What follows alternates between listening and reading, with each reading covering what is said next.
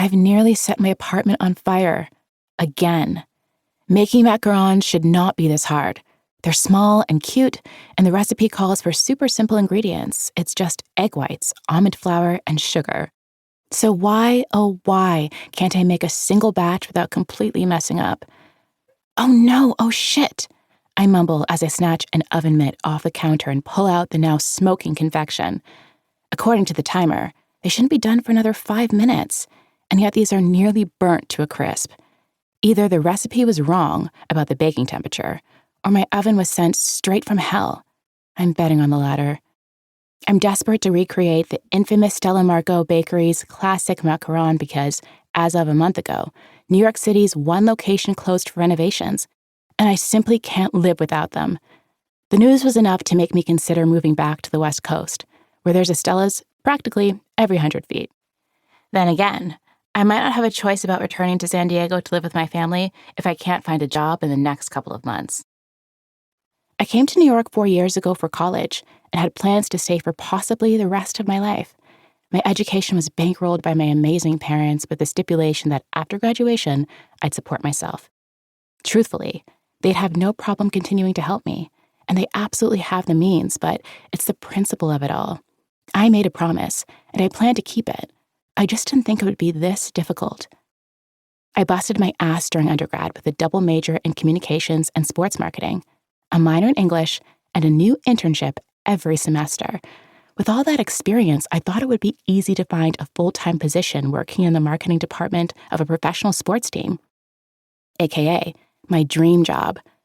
But after dozens of flat-out ignored applications, 0 callbacks after interviews, and endless "we'll be in touch" lies, I'm still unemployed. It would be so much worse if I'd graduated ages ago instead of just last week.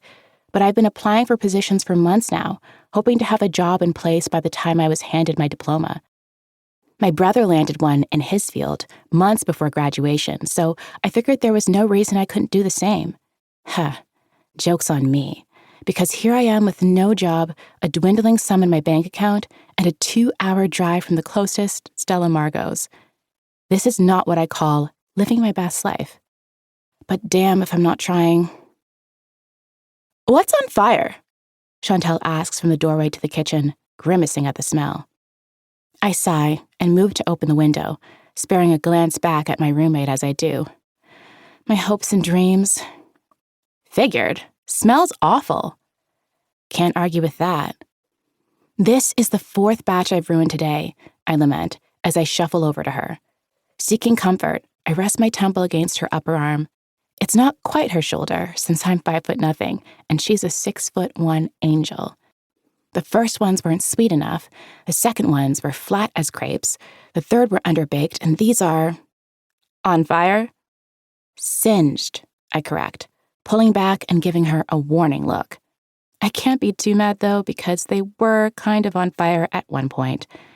I can't get it right, and I don't know what I'm doing wrong. "Take a break," Chantal instructs. Her tone is firm, but there's a tenderness in it. "You can try again tomorrow." She's right, and I'll absolutely pick myself up and dust myself off for yet another attempt, just like I always do. But she knows my frustration isn't just about macarons. She knows how badly I want my life to be perfect and how upset it makes me that I'm struggling to pull it off.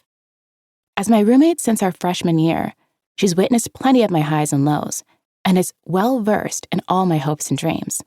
I'm lucky that her own dream job as a financial analyst, go figure, is keeping her in New York because I don't know what I'd do without her.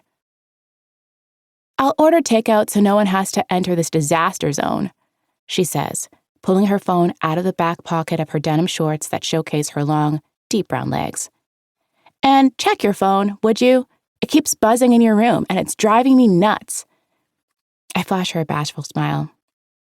"Sorry, I didn't want to get distracted, so I left it in there." She cocks a brow playfully. "You mean you didn't want to risk dropping it in the batter again?" My face flames at the mention of that specific baking attempt. It only happened one time.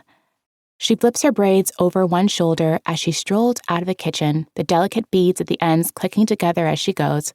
I helped her pick them out last week. the gold and deep azure perfect for the warming temperatures, and one last hurrah before she starts her new job and has to have a professional hairstyle. It'd be great if the world could stop telling Black girls what's appropriate when it comes to our hair, but today is not that day.